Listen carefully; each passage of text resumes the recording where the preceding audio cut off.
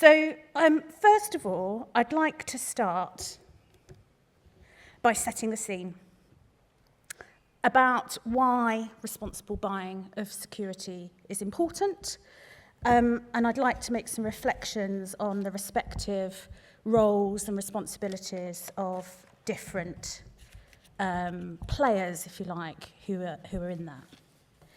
Every single person in this room has got a role to play, organisationally, but also each of us that are leaders of our organisations in maintaining and improving protective security and security standards at premises and events right across the UK. Yet security is still seen very much as a reluctant purchase, either a condition of licensing or to lower insurance, but there's much more to it than that, and I think you know that, and hopefully you do agree. Things are not easy at the minute. There's the fiscal environment, which is very challenging for all, for buyers, for security, for frontline security officers who are quite often on low wages or minimum pay. Society is changing, so the demands on security itself are not staying still, with hotspots, whether it's mental health, public disorder, spiking violence, retail crime. So it's getting more difficult for security provision to keep up with what's expected. The legal environment is moving. Statutory developments are on the way, and I've flagged up one of them, which is Martin's Law, and I will return to that shortly. So let me explain just the three things I want to cover over the next 15 minutes or so. I want to talk about, as I said, why this is important and why it should be important. And some of this might be obvious, but I think it's a good reminder to us all. I want to start a conversation today about what needs to change about that relationship and about responsible buying of security on all sides and open up that debate. And thirdly, I want to end by rounding off and saying that high standards of professional security and responsible buying of security will be even more important, is even more important with Martin's Law. So why is security important? It's often the first point of contact for customers, public and employees. The way security is actually set up at the front of house, wherever it is, whether or not it's in a nightclub environment or whether or not it's in retail, is often the first point of contact a customer will have, and that sets the tone and indicates the client's attitude about security and protective security at premises. Actually, they're a deterrent. Competent, switched on, accountable managers and supervisors as well reinforce that relationship and partnership. So it's really important. You're also, if you're a buyer, making an investment. Buyers want to spend their money, I think, on security wisely and get value for money for the service that they're purchasing. Good security actually has a wider impact on the security of the organisation and a ripple effect. Many visitors actually think your contracted security are your employees. So they're part of an extension of you and your brand. And of course, when it goes wrong or poor decisions, they impact on the buyers. In the worst situations, it's usually the buyer's reputation and brand and the ones that are fronting it first. They might come to the security company second, but it's front and centre the client's tarnish. And also, quite often where it goes wrong, ends up leading to more money in the end, whether it's legal liabilities or creating harm and incidents. So why is it important to members of the public? So as a member of the public, and when I'm out, like you, I'm sure, at weekends, I am a member of the public, I want to feel safe and secure at premises. And I expect meaningful and visible security. Makes me feel safe. You know it's my pet subject. I expect and I want good bag searches. If you're going to do it properly or not at all. CCT at events, robust action. People want those things to be able to see it. It's part of the norm. Also, quite often on ticketed events, I think Pete Harrison's gone off already to Glastonbury this afternoon, but if you're going to pay £250 or whatever it is for a Glastonbury ticket, you're actually paying for security as part of that ticket. So as a member of the public, the service is not just with the client, the service is to the public that are visiting that premises. And actually, we expect a good frontline customer experience with security. Why is it important to us as regulator?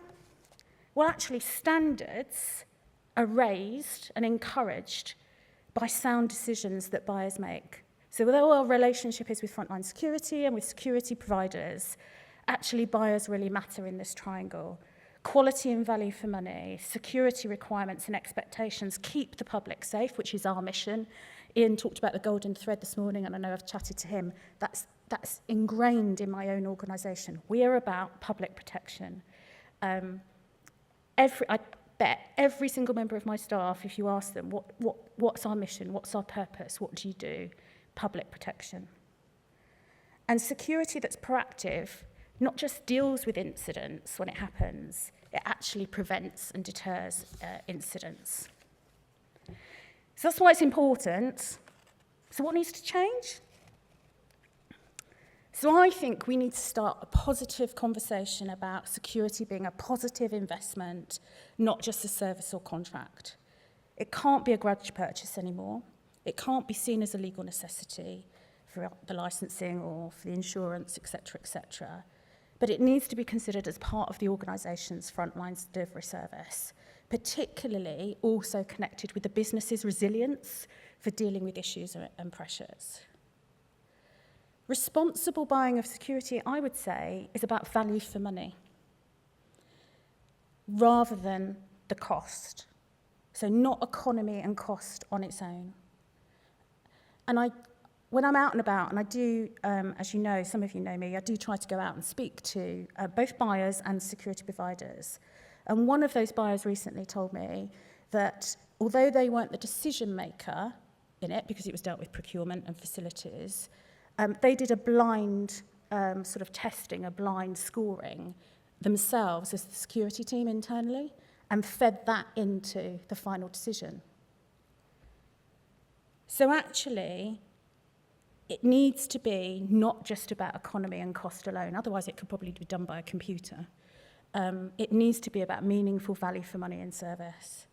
And we need an honest conversation about those costs, incentives and terms and conditions, and perhaps paying more for security in terms of value gets better value for money for the client, as well as greater public protection and other benefits. So I think there's room for debate, and there's room for change in terms of valuing this as a partnership rather than that contractual relationship. And I think if we also recognised, I would suggest, that the more value and connected the frontline security people feel when you go into an office or go into a building, the more they are going to individually and collectively ensure the visitors to that building, whether or not they're employees or members of the public or whoever they are going to feel safe, and therefore the brand and their experience in that building is going to be better. So I'm not going to go through the sort of technical bits of procurement and all the rest of it. You're much more expert in that than me. But what I am going to do is just suggest, and these are just suggestions, about are these the things that in 2025, with a view to 2035, is what a responsible buyer of security is about. Taking that holistic view, not just the price of what it is, not leaving the final decision with procurement and facilities, viewing it as a joint partnership, not just a contract for services, valuing the way in which the security businesses actually treat and value their own staff. Again, I had another example recently where one of the procurement decision maker on the value of a contracted security was looking at the tenders, and one of the questions they asked was about how much do you invest, how much money do you invest in training of your staff? And one of the firms put 0. And that buyer said, I'm not touching them with a barge pole, even if they're the cheapest on this. because I want to make sure that the person I'm contracting is investing in their own people, because if they're investing in their own people, they're investing in the service that's provided at my front door, and that really matters to me. Now, that might be a brave decision, you may say. Maybe you don't. Maybe you think that's a good decision. But I think it's about time that we started collectively, as industry, members of the public, as buyers, trying to change the narrative around purchasing of security. Does it include contractual commitments about how much pay people should get that's not on the minimum? Do we agree advance about subcontracting, whether or not it's allowed or not allowed for the client's perspective?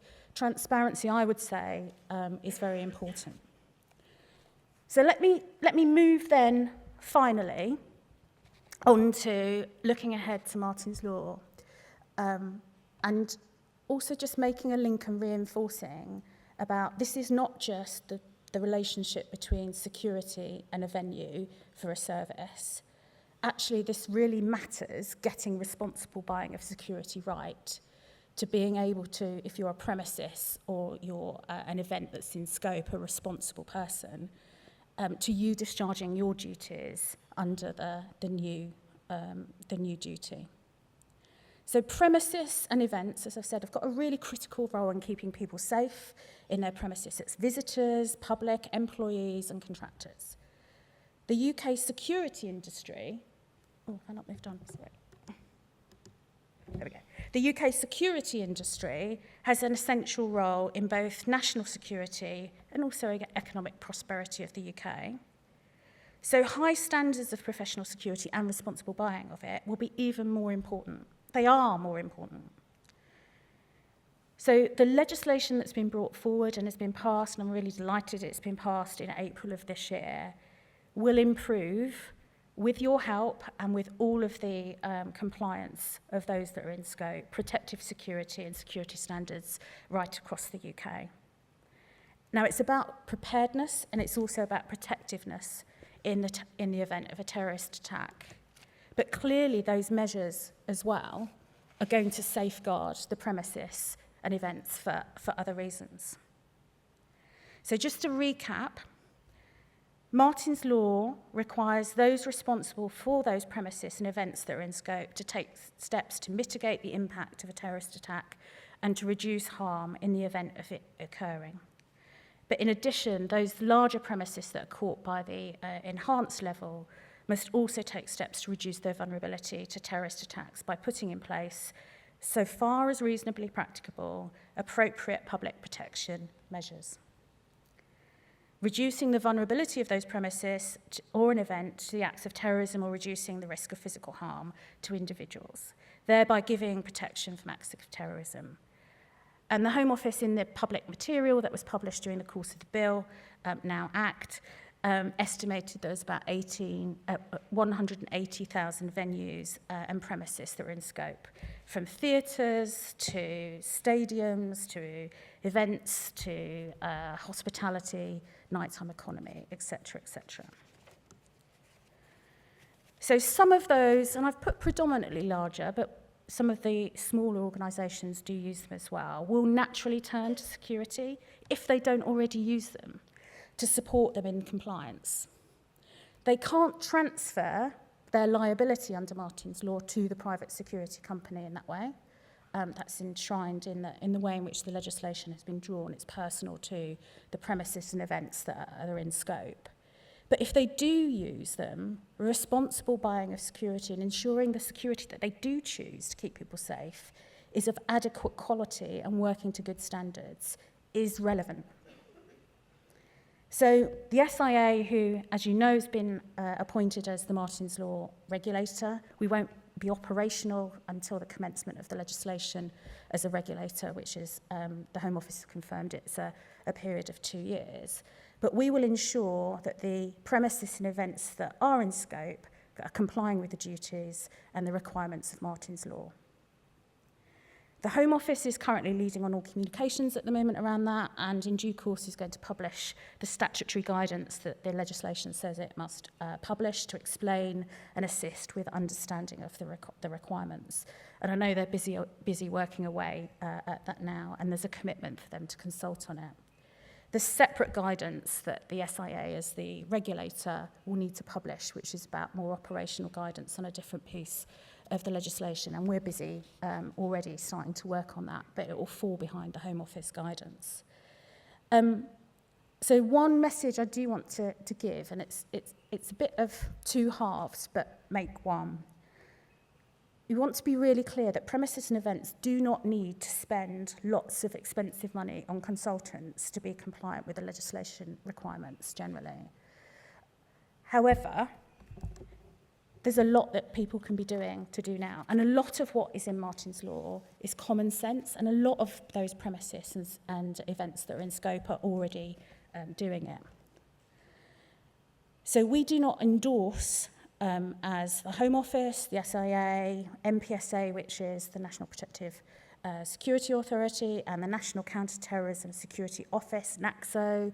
I've tried to avoid as many acronyms as I can, but I can't when they're other people's. Don't endorse the use of those third-party providers in respect of the legislation at the minute until no party can advise you in totality in terms of compliance until the Home Office guidance has actually been issued and published. I've put a QR code, which as far as I know is not quishing, in terms of the material that we've got up on our legislation on our website about our role. But as I said, there is a lot that organisations that are in scope in terms of premises and events can do now in terms of protective security at their own venues.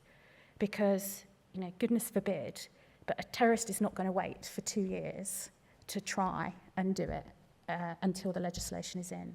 So there is already a wealth of free guidance and advice, and I've put the QR codes into them, around protective security measures that businesses, the events and premises, not just those that are caught by Martin's Law, but generally can follow. There's one link to the MPSA, which is the National Protective Security Authority, which I think most people know is part of the security services, and they have technical advice that's on there on a wealth of different subjects. And then Protect UK is the government's place for a wealth of operational guidance, but again, connected with protective security. And there's a whole load of fact sheets that are on there as well. So please, please, please, don't sit on your laurels. There is lots of free advice to be getting on and having a look at. So let me bring it back full circle. Oh, she says. To closure. So where I started was buying security responsibly is vitally important to all of us. Secondly, I think we need to change the conversation. The time is right to change the narrative and to change the responsibility. That will come from people in this room, the leaders in both buyers and the leaders in both security, as well as stakeholders. And with Martin's Law, as I said, Martin's Law here, it's more important than ever was before.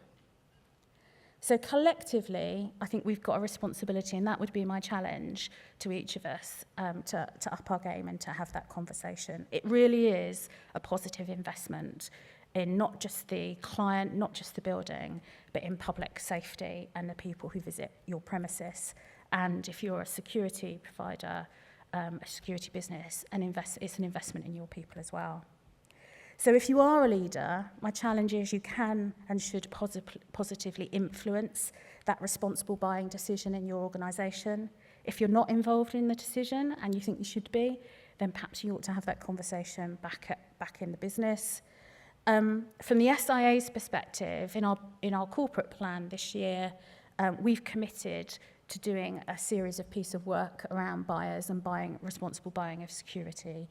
And we'll be setting up a buyers special interest group to do some work around that. I'm going to ask Tony Holyland, who I think is here, who's from the SIA. If you don't know Tony, do not stand up, Tony. If you are interested in finding out more about that and us taking your name and coming back to you, then do either speak to Tony or take your details or to mine. But as I say, this is too important for us to not be invested and make change in the conversation. So thank you, Rick, and thank you, Security Journal UK, for giving me the platform at the end of the day to land with that message. And I hope it really does resonate and chime with people here. So thank you.